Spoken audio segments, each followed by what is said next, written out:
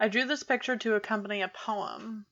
The poem is effectively about the kind of intrusive and suicidal thoughts that I experience, using strawberry jam as a metaphor for my body. I started by sketching out a rough jar and then selecting jagged pieces of the jar to create shattered pieces.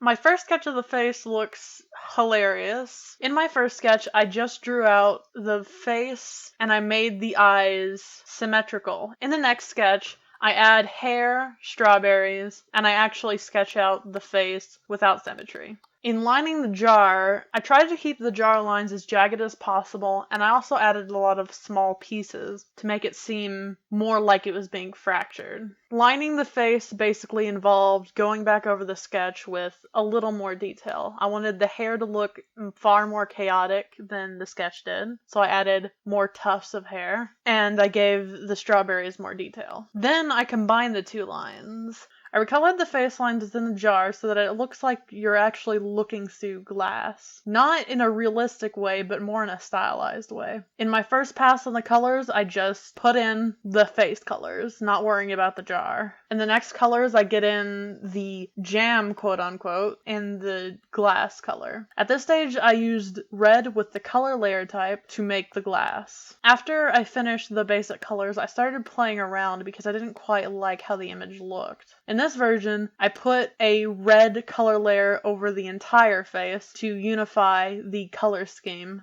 more. And I made the glass in the jar completely white. In the next image, I lightened up the line art and made the background color pure red. Again, I'm trying to get the colors to look good.